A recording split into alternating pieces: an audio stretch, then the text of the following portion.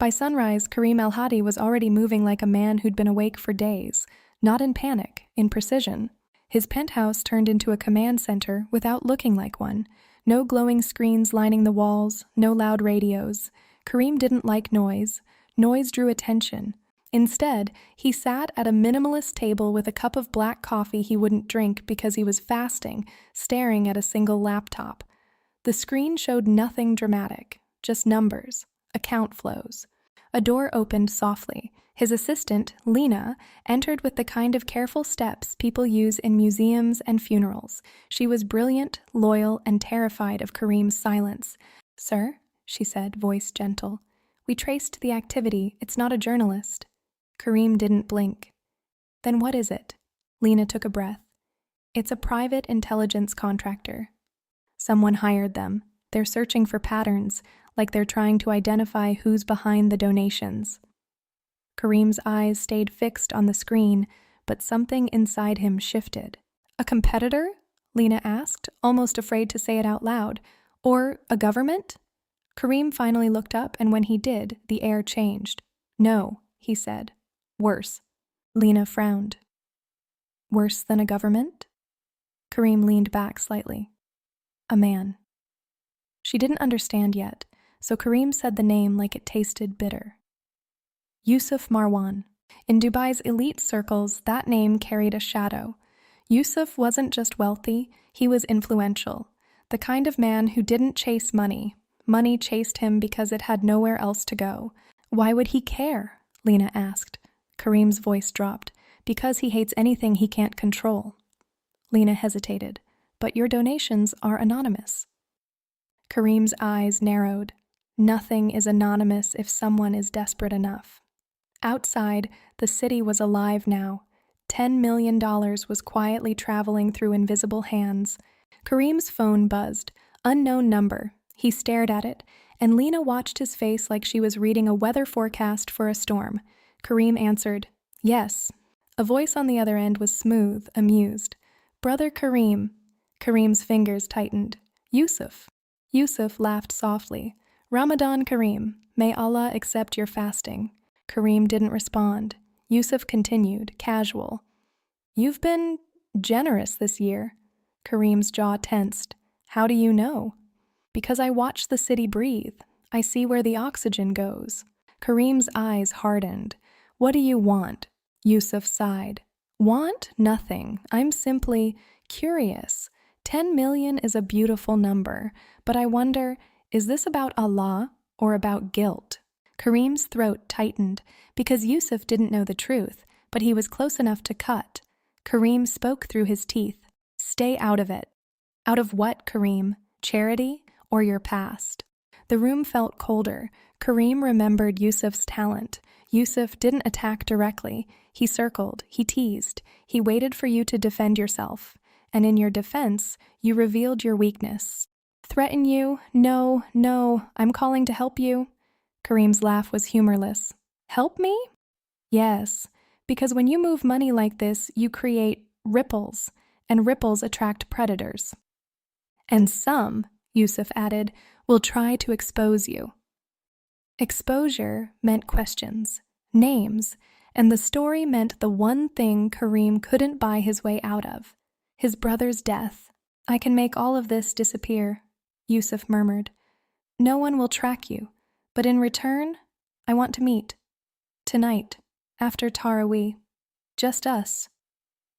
Kareem's stomach dropped, a trap wrapped in silk. Ramadan nights were supposed to be peaceful, but Kareem could feel it. This night was going to cost him something, and he didn't yet know what Yusuf wanted more, his money or his soul. After Taraweeh, Kareem drove without a convoy. That alone would have shocked the entire city. The billionaire who usually traveled like a king, tonight moved like a ghost, watching a world he once belonged to. A memory rose in him, sharp and unwanted. 2 boys, barefoot, sharing 1 bottle of water in the Ramadan heat. Kareem handing his brother the last sip. The memory snapped back as the car slowed before Yusuf Marwan's estate. It was not a mansion, it was a fortress disguised as beauty. As he entered the majlis, the air smelled like oud and power. Yusuf Marwan rose with perfect manners. "Kareem," he said, "you came." Yusuf gestured. "Sit, tea?" "I'm fasting." Yusuf laughed softly. Strange how the eyes crave what the mouth can't have. Yusuf leaned forward. "Tell me, why 10 million?" Kareem's voice was controlled. "Because it's needed." Yusuf nodded. "Ah, Ramadan, a month where men pretend to be angels." Kareem's jaw tightened. "Be careful." Yusuf's eyes gleamed. "Who are you trying to save?" The question hit like a punch. Kareem's heartbeat betrayed him. Yusuf noticed.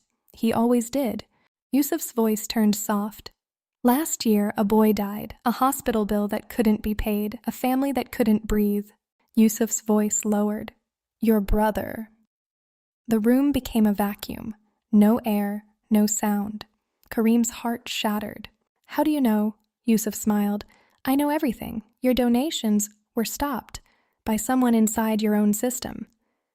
Your assistant, your finance director, the one who approved the routing." Kareem's voice was a whisper. "That's impossible." The hospital bill, the delay, the phone call that came too late, his brother's voice saying, "It's okay, don't blame yourself." Yusuf leaned back. "I can give you the name." Kareem's eyes burned. "Why?" "Because then you'll owe me. I want you to stop hiding charity like it's a crime. Openly donate, publicly, make it a movement, make it unstoppable. That's not charity, that's a show."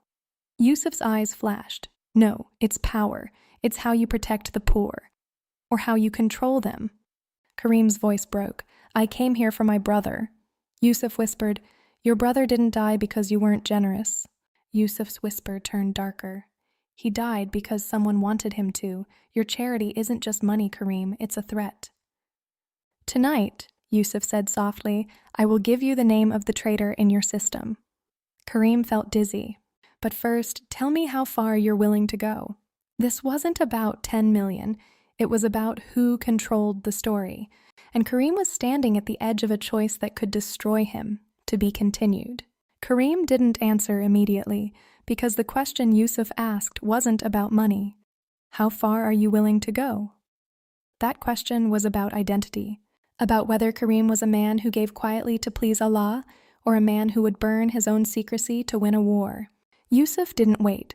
He slid a plain file folder across the table. Inside was a photograph of the man Kareem trusted most, his finance director. "He didn't steal the money," Yusuf said quietly. "He delayed it, just enough to make the hospital wait, enough to make your brother run out of time." "Why?" Kareem whispered.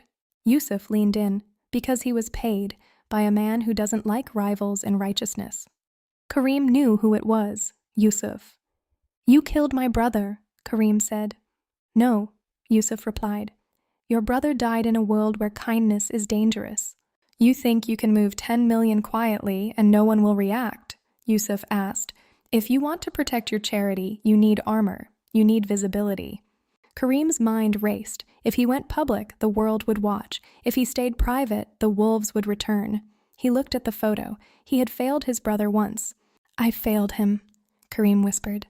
"You didn't fail him by being imperfect," Yusuf said, "but love always blames itself." Kareem pulled out his phone and dialed Lena. "Freeze the transfers," he commanded. "Tonight, we change the system. We go public." He ended the call. "I'm not stepping into the light for myself," Kareem told Yusuf. "I'm doing it for the people who don't have a voice." He walked out. As Kareem drove into the Ramadan night, the city didn't know what was coming. Tomorrow, the headline would read, "Billionaire, 10 million, Ramadan," but the world wouldn't see the real reason. To stop another brother from dying too late. And back in the fortress, Yusuf smiled, because he knew the next move would not be charity, it would be destruction.